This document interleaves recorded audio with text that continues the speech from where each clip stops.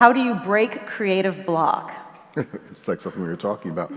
A big problem, mid-career artist, which my friend Kiki Smith says mid-career means middle age. But how do you do it? Well, there was a question earlier in the first part of our conversation tonight about creativity is ready to be found. Mm-hmm.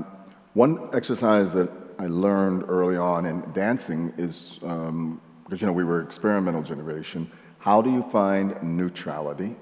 How do you get rid of too much desire? And there's a thing called, which a great artist like Trisha Brown articulates. It's called something called, and related to Isadora Duncan as well, the sympathetic response. So if I let my right knee go, right, that happens. But now what if, when I watch my arms, I didn't do that.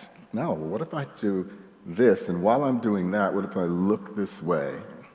What if this leg, I just send it that way and fall? Now, videotape that. You've made a phrase, and it's a very subtle phrase, which is completely in organic, sympathetic movements that are elemental movements, and you can surprise yourself doing it. Now, that's easy to say.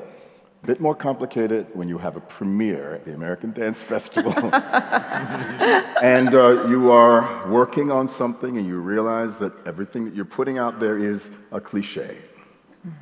How do you break a cliche? Daniel Negrin, a great dancer choreographer, used to have an exercise called Cliche Rondo. And his group, which was the performance group, he would demand, he said, now go and do the movement that you love the best. And now let's do it for 2 hours. And he would make them do it and do it and do it until they were like sick of it. And this is almost, if it sounds like a Zen exercise, you do it once, twice, it's boring. You do it 25 times, it gets interesting. And that is one way of talking about you push through your taste, you push to the point of pain, and then something opens up. Not always, but that's the chance. So listen to elemental forces, that's you and that little thing on your shoulder here, that you're looking at, and also this sounds perverse, push something to an extreme. Push it to the point of fear. Do you love that definition of awe is, the sublime is awe verging on terror. Mm-hmm.